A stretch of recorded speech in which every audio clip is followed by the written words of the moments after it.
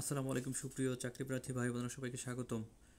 তো আজকে আপনার জন্য একটি নতুন নিয়োগ বিজ্ঞপ্তি নিয়ে হাজির হয়েছি। সিভিল সার্জনের কার্যালয় গোপালগঞ্জ তার একটি নিয়োগ বিজ্ঞপ্তি প্রকাশ করেছে, যেখানে গোপালগঞ্জ জেলার স্থায়ী বাসিন্দা ও বাংলাদেশের যারা নাগরিক আছেন তারা আবেদন করতে পারবেন। আবেদনের ক্ষেত্রে বয়সসীমা 18 থেকে 32 এবং ছেলে মেয়ে উভয় আবেদন করতে পারবেন। আবেদনের শেষ সময়সীমা আগামী 30শে মার্চ রাত 12 ঘটিকা। আর আবেদনটি আজকে থেকে শুরু হয়ে গেছে সকাল 10টা থেকে। তো আবেদনের ঠিকানা csgop.teletalk.com.bd এই ওয়েবসাইট থেকে আপনারা অনলাইনে আবেদন করতে পারবেন। আবেদনের ক্ষেত্রে চার্জ 100 টাকা আপনাদের টেলিটকের মাধ্যমে প্রদান করতে হবে। তো চলুন আমরা সার্কুলারটি দেখে নিই। আপনারা এখানে দেখতে পাচ্ছেন 60 মুদ্রাক্ষরিক কম্পিউটার অপারেটর, এখানে পদসংখ্যা 2টি।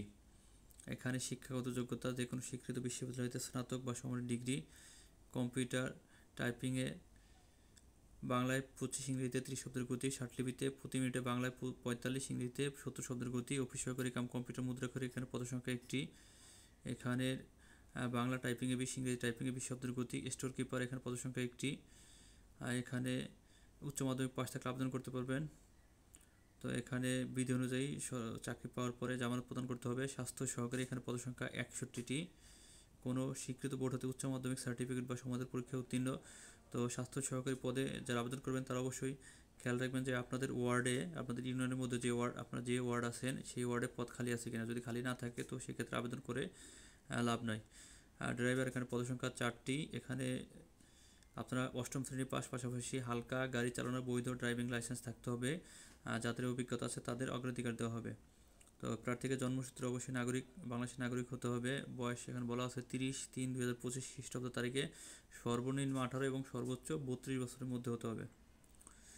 তো এই হচ্ছে মোটামুটি সার্কুলারটা। যারা গোপালগঞ্জ জেলার স্থায়ী বাসিন্দা আছেন, তো স্বাস্থ্য সিভিল সার্জনের কার্যালয়ে চাকরি করতে ইচ্ছুক, তারা অবশ্যই আবেদনটি করে নেবেন।